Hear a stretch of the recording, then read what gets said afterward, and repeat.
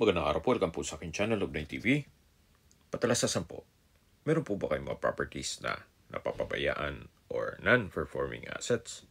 Plan nyo yung ibenta, pero wala kayong oras sa pagbibenta nito. Kung ito'y pagkakatiwala nyo po sa amin, tawag lang po kayo sa aking numero.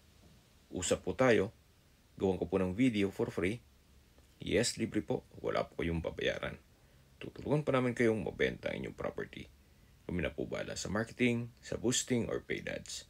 Even sa tripping, hindi na po kayo mapapagod sa pag-entertain ng mga buyers. Kami na po bahala sa lahat. Tawag lang po kayo. Nandito po tayo ngayon sa BF Resort Village, Las Piñas, kung saan meron po tayong bagong video presentation, isang residential property na bungalow house. May lot area po ito na 304 square meters at may floor area na 180 square meters more or less. Ito po ay titulado, kaya wala po kayong maging problema sa documentation o sa transfer ng. Nandito na po tayo sa receiving area at matatanaw natin yung main door. At yung access gate papunta sa setback ng bahay. Ito pong main door ay combination ng glass and wood. Ito po yung living area o salas. Meron pong split type aircon, then customized glass window. Dito naman po ay meron pong pantry. Meron din po itong wooden door. Then naka-tiled flooring. Dito naman po ay may bar. Then may pin lamps. At ito naman po yung dining area. Malaki naman po ang espasyo nito. Meron pong ceiling fan. Meron pong wooden shelves, drawers, at cabinets. Bago po natin i-check yung formal kitchen, dito po muna tayo sa may mga kwarto. Ito po yung hallway. Medyo malapad naman po siya. Bago po dumating dito sa first bedroom, meron pong built-in cabinet. Ito po yung first bedroom. Sa spasyo, sakto lang. Hindi naman ganun kaliit at hindi naman ganun kalaki. Naka-tile flooring, meron pong glass window. Maayos naman ang structure. Siguro po, ang gagawin nyo dito ay retouch ng pintura. Meron din po itong from floor to ceiling na wardrobe at drawer. Okay, labas po tayo para check natin yung ibang kwarto. Paglabas po dito sa first bedroom, ito naman po yung second bedroom. So, ganun din po.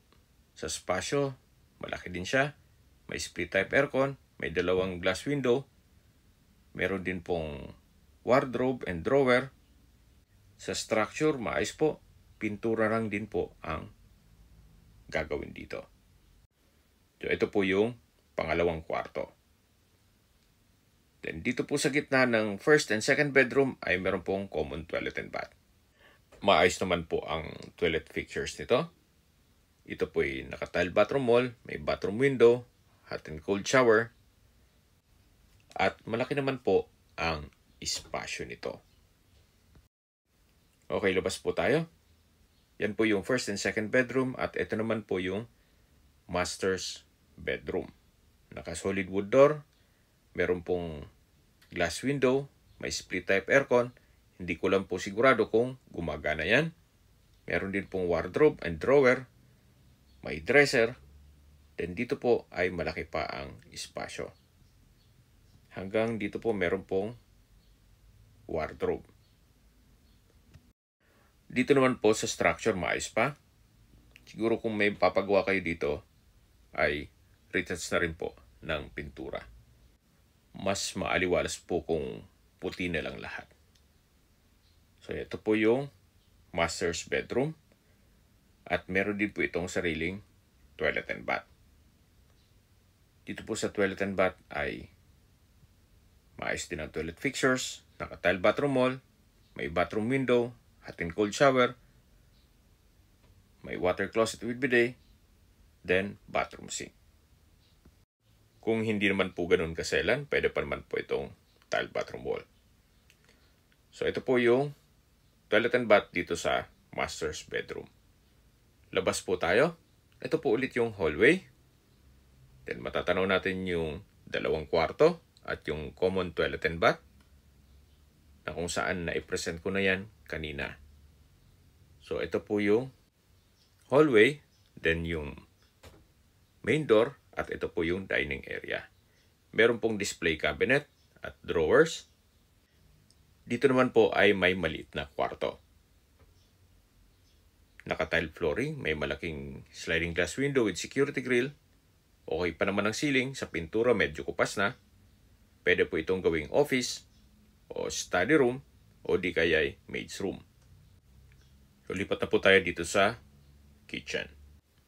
Malaki naman po ang espasyo nito, naka-tile flooring, naka-tile kitchen wall, may kitchen countertop, range hood, kitchen cabinet, at storage ng kitchen utensils. Meron din po double stainless sink with faucet. At dito naman po yung service area. Hanggang sa dulo po yan. So meron po itong kitchen countertop, double stainless sink with faucet, at kitchen cabinet. Meron din pong built-in cabinet na pwede rin gawing pantry. Mula po dito sa dirty kitchen o service area, meron pong access door naman papunta dito sa likod ng bahay.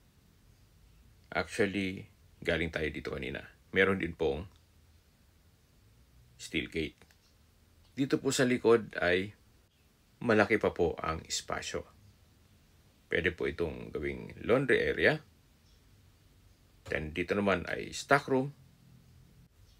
Katabi lang po nito yung open lanai na may trellis.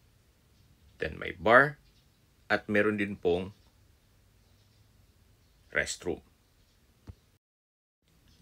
Maayos din po ang toilet fixtures nito at ito'y naka-tile bathroom wall. At katabi lang po nito yung garden kung mahilig po kayo magtanim. Then next na yung garahe. Sa mga nag-skip po ng video, summarize ko lang po, ito pong property ay nasa BF Resort Las Piñas. May lot area po ito na 304 square meters at may floor area na 180 square meters more or less. Ito pong bungalow house ay livable pa naman, konting retouch lang ng pintura, gawa ng maayos naman ang structure nito. Tungkol naman po sa dokumento, ito po ay titulado, kaya wala po kayong maging problema sa documentation o sa transfer ng title. Sa distance, location at travel time portion na po tayo. Mula po sa Alabang Zapote Road, ang distance is 800 meters at ang travel time is 3 minutes. Mula naman po sa Las Piñas Doctors Hospital at Southville International School at McDonald's Casimiro, ang distance is 3.2 kilometers at ang travel time is 10 minutes. Yan po yung lagi kong binabagit sa inyo na dapat nyo i-consider sa paghanap ng property, yung meron pong malapit na hospital. Hindi ko naman po sinasabing sakitin kayo. Yan naman po ay for emergency purpose lang naman. At mula naman po sa Robinsons Las Piñas, ang distance is 2.7 kilometers at ang travel time is 10 minutes. Mula naman po sa Perpetual Health Medical Center, ang distance is 3.1 kilometers at ang travel time is 9 minutes. Mula naman po sa airport, ang distance is 18 kilometers at ang travel time is 30 minutes. Napaganda po nitong lokasyon nitong property. Napakalapit po sa lahat ng business establishments, even schools at mga government offices. At hindi lang po doon, malapit po ito sa Manila. So ito po yung receiving area. Then ito po yung main gate. Ito yung driveway. At dito po sa driveway ay meron pong hagdan na kung saan papunta po yan sa roof deck. Akyat po tayo, samahan niyo po ako. So, nandito na po tayo sa roof deck. Ito po yung naka-tile flooring. Then, malaki naman po ang espasyo nito. Mula po dito, matatanaw niyo naman ang inyong mga magiging kapitbahay. Napakatahimik po ng lugar, sariwa ang hangin, at sa klima po, syempre, banayad lang. Hindi naman siya ganun kainit at hindi naman ganun kalamig. Flood-free area din po ito. At ito ay nasa loob ng isang guarded subdivision. Sa presyo na po tayo. Binebenta po ito ni owner sa halagang 15 million pesos. Para sa akin po, fair deal na rin po ang presyo ni owner. Gawa ng kung bibili po kayo ng mga brand new na townhouse dito sa area ng mga 80 square meters or 100 square meters more or less na worth 15 to 18 million. Well, practically speaking, dito na po ako sa isang old house na bungalow na malaki pa ang lot area. Imagine, meron ka ng 304 square meters. At kung meron man po kayong PWD or senior citizen sa pamilya, marami pong kwarto para sa kanila. Ito pong old structure is given na, okay? Luma ang bahay. Pero kung bago naman po ang bahay na to, na nakatayo sa isang 304 square meters, abay, mga 25 million o pataas pa ang presyohanan niyan. Anyway, yan po'y opinion ko lang naman. Depende pa rin yan sa inyo kung anong assessment nyo dito sa property.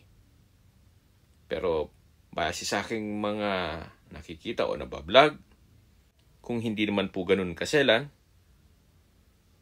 para sa akin, kung wala naman ganong budget, pwede na po ito. Kung may mga katanungan po kayo, tawag lang po kayo sa aking numero. At sa mga kababayan naman natin nasa ibang bansa, meron po akong Telegram, meron din pong Imo, Skype, Viber at WhatsApp. Same number lang po, 0917-316-3399. Sa mga nagtatanong naman po ng aming Facebook, meron po aming Facebook page na Nov9TV at Facebook Reels video. Meron din pong TikTok at Instagram. May ibang YouTube channel po kami na The Nov9TV channel at Nov9TV Listings. Sana po naibigyan nyo ang aming video presentation. Paki-like and subscribe na lang po sa aking channel para ma-update din po kayo sa aking future listings. Kung sakali po hanap nyo yung mas malaking sukat na lupa, meron din po kami ibang listings na pwede nyong pagpilian. Huwag po kayong mag-atubiling tumawag sa amin, then let us know your budget para malaman namin kung anong property pwede naming ilok sa inyo. Sa lahat pong viewers, subscriber at nagtiwala po sa amin, salamat po sa suporta. Ingat po kayo lagi at yung pamilya. Maraming salamat po.